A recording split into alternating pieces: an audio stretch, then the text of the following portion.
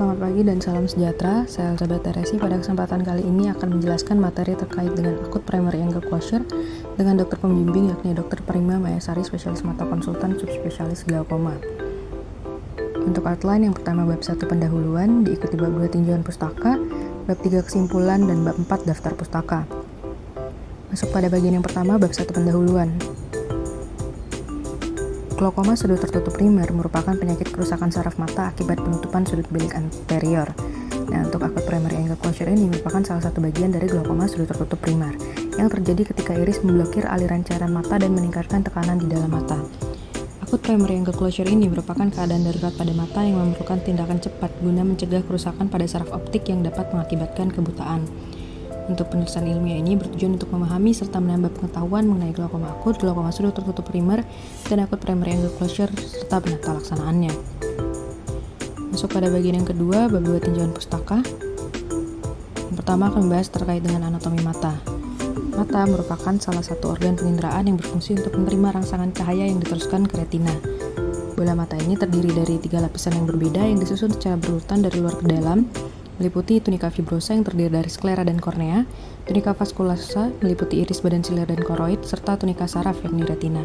Mata juga dibagi menjadi 2 bagian utama, yaitu rongga mata anterior yang terletak di depan lensa dan rongga mata posterior yang terletak di belakang lensa. Aqueous humor merupakan cairan yang mengisi rongga mata anterior, sementara vitreous humor merupakan cairan yang mengisi rongga mata posterior. Selanjutnya masuk pada bilik mata depan, anatominya. Bilik mata depan terbentuk oleh pertemuan antara kornea bagian luar dan iris. Komponen utama yang terkait dengan aliran cairan aqueous adalah badan siliar, di mana badan siliar ini merupakan tempat untuk aqueous humor ini diproduksi. Selanjutnya juga terkait dengan trabecular meshwork yang merupakan jalur drainase dari aqueous humor. Untuk trabecular meshwork ini terbagi menjadi 3. Yang pertama uveal meshwork, yang kedua corneoscleral meshwork, dan yang ketiga juxtacanalicular meshwork. Untuk sekresi dari aqueous humor ini akan disekresikan secara aktif ke bilik mata belakang oleh epitel tidak berpigmen yang melapisi prosesus ciliaris di pars plicata. Selanjutnya masuk ke acute primary angle closure. Berdasarkan definisinya, APAC merupakan suatu keadaan glaukoma sudut tertutup dengan peningkatan tekanan di dalam mata. Untuk APAC ini ditandai dengan peningkatan tekanan intraokular mendadak yang sering dikaitkan dengan nyeri mata yang parah dan gejala sistemik. Selanjutnya terkait dengan epidemiologi. Prevalensi dari glaukoma dan APAC ini secara global mencapai 2,2% dengan perkiraan 57,5 juta individu terkena. Di Asia Timur, kasus ini hanya mempengaruhi 0,17% orang di bawah usia 42 tahun. Berdasarkan etiologinya, APAC terjadi ketika iris di bagian perifer menyebabkan sumbatan pada jalinan trabekular di sudut bilik mata. Ini dapat terjadi karena iris bersentuhan dengan jalinan trabekular atau oleh adanya sinekia. Masuk pada bagian patofisiologi. Acute angle closure ini terjadi karena adanya sumbatan aliran keluar cairan dari trabecular meshwork, atau dapat juga terjadi karena adanya blok pupil di mana aposisi antara lensa dan iris ini menghalangi aliran normal cairan mata sehingga menyebabkan iris menggembung dan menyebabkan penutupan sudut mata secara tiba-tiba. Untuk manifestasi dari glaukoma akut, yang pertama adanya nyeri hebat pada mata, mual, muntah, dan lemas. Selanjutnya juga adanya penurunan tajam penglihatan, hiperemia, dan fotofobia. Kemudian pupil yang melebar tanpa respon terhadap cahaya. Dan yang terakhir berdasarkan pemeriksaan TIO, ini adanya peningkatan TIO signifikan berkisar antara 50 hingga 100 mm air reksa. Untuk melakukan penegakan diagnosis pada glaukoma akut, yang pertama kita lakukan anamnesis. Pada anamnesis ini, tanda dan gejala dari glaukoma akut seringkali khas dimulai dengan peningkatan TIO secara cepat yang disebabkan oleh blokade tiba-tiba pada trabecular meshwork oleh iris.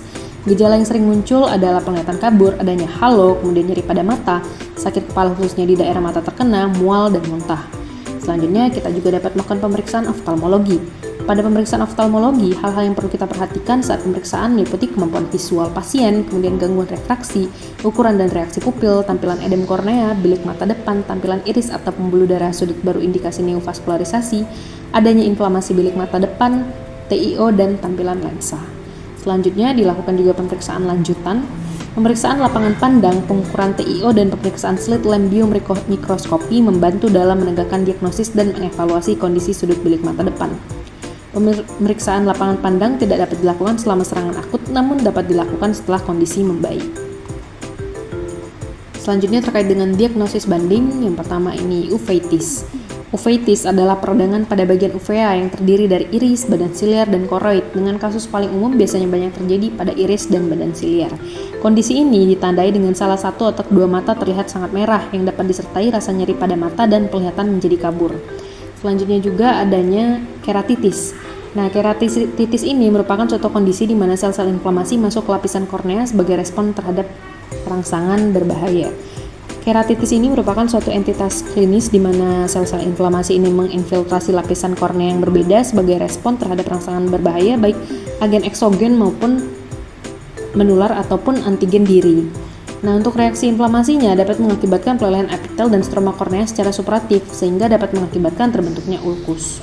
Hal ini tidak hanya mengakibatkan hilangnya kejernihan kornea tetapi juga mengancam integritas bola mata. Kasus ini dapat mengakibatkan kebutaan kornea. Selanjutnya untuk tata laksana dari glaukoma akut, yang pertama terapi medikamentosa. Kita dapat memberikan karbonik anhidrase. Acetazolamid merupakan pilihan yang sangat tepat untuk pengobatan darurat pada glaukoma akut. Efeknya dapat menurunkan tekanan dengan menghambat produksi humor aquos, sehingga sangat berguna untuk menurunkan tekanan intraokular secara cepat. Dosis dari acetazolamid ini 2x250 mg oral dan dapat diberikan kepada pasien yang memiliki fungsi ginjal normal dan tidak terdapat kelainan lambung. Selanjutnya juga kita dapat memberikan beta blocker seperti timolol, dan juga adanya miotik kuat dan agen osmotik. Untuk agen osmotik ini tidak dapat dianjurkan pemberiannya kepada pasien yang tidak mengalami emesis.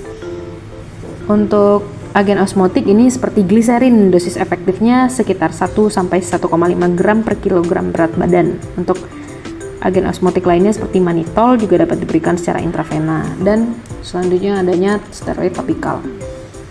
Untuk terapi lainnya seperti terapi tindakan seperti laser periferal iridotomi. Iridotomi ini diindikasikan pada keadaan glaukoma sudut tertutup dengan blok pupil. Ini juga diindikasikan untuk mencegah terjadinya blok pupil pada mata yang beresiko yang ditetapkan melalui evaluasi gonioskopi. Untuk terapi tindakan juga dilakukan bedah iridotomi. Biasanya bedah iridotomi ini dilakukan apabila terapi laser tadi tidak dapat berhasil, atau pada beberapa kondisi seperti pada situasi iris tidak dapat dilihat dengan jelas karena edem kornea, atau sudut bilik mata depan dangkal dengan kontak iridokorneal yang luas, atau juga mungkin pada pasien yang tidak kooperatif dan apabila tidak tersedianya peralatan laser. Selanjutnya terkait dengan komplikasi dari glaukoma akut. Glaukoma apabila tidak dideteksi dan diobati pada tahap awal, ini dapat menyebabkan kehilangan penglihatan atau bahkan kebutaan. Sedangkan pada produk prognosisnya, ini akan baik jika glaukoma akut dideteksi secara cepat dan mendapatkan perawatan segera, namun akan buruk atau penanganan yang terlambat ini dapat menyebabkan sineksia sudut tertutup permanen dan bahkan kebutaan permanen dalam waktu singkat hanya 2-3 hari. Bab yang terakhir yakni kesimpulan. Glaukoma akut merupakan kondisi serius di mana mata ini ditandai oleh peningkatan TiO mendadak di bola mata dengan gejala meliputi nyeri mata yang parah, mata merah, kehilangan penglihatan yang cepat, dan mual. Selanjutnya terkait dengan daftar pustaka pada bagian yang terakhir. Berikut daftar pustaka yang digunakan. Baik, sekian yang dapat saya sampaikan.